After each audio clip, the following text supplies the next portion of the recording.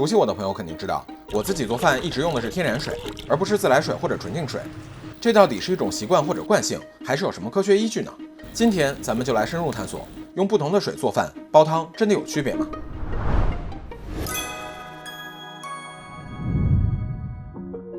无论是做汤还是煮饭，水其实都是特别重要的食材，经常在重量上占比超过50%，甚至说是主料都不为过。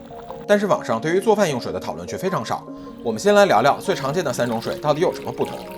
自来水是从各地的水库或者地下水源取水之后，沉淀、过滤，再加入氯进行消毒，然后经过水泵站加压，通过配水管网送到咱们家里。从卫生标准的角度，我国的自来水是可以直接饮用的。不过我所在的北方地区水质普遍比较硬，喝起来会有一种轻微的异味感。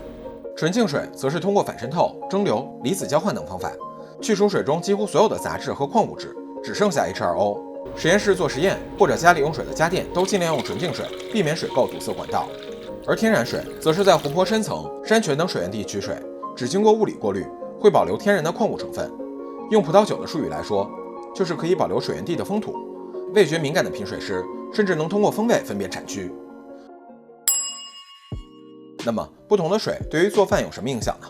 我们先来做一个实验，用300毫升的天然水、纯净水和自来水分别炖煮100克的鸡肉，用蒸箱蒸至2个小时，确保火力、时间的一致性，然后猛品风味。我发现自来水鸡汤的异味感最明显，而纯净水样本的风味会略淡。天然水炖煮鸡汤的风味明显是最好的，不仅没有任何异味，鸡肉的香气比起另外2个样本也要更加浓郁。这个应该是自来水的，风味不太干净，不是很好喝。这个应该是天然水的，风味非常的悠长。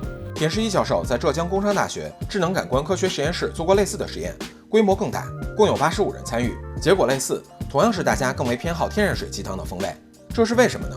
根据日本调理科学会志在2007年的一篇论文，水中适量的钙镁离子能促进蛋白质水解，让肌肉释放更多的纤维肽和核苷酸，而且2价离子可以增强氨基酸的溶出效率，提升汤中谷氨酸、脯氨酸、缬氨酸的含量。简单来说，就是用矿泉水做汤，能促进食材中纤维物质的萃取。在对于水质更为重视的咖啡领域，也已经有不少类似的研究了。所以我家的厨房里几种水其实都会用。不直接入口的情况下，比如焯水、蒸鱼，我都用最便宜的自来水。加到蒸箱、咖啡机里会用纯净水，避免积累沉淀物。而要直接入口吃的，无论是煮饭、煮面还是煲汤，一定用天然水。其实我们的祖先就一直用天然水做饭，所以我们会更加习惯用天然水做出来的饭菜，味道也是非常合理的。或许咱们普通人精进厨艺的第一步就是先选对水。好，本期内容就到这里。相信科学，享受生活，我是阳光，咱们下期再见。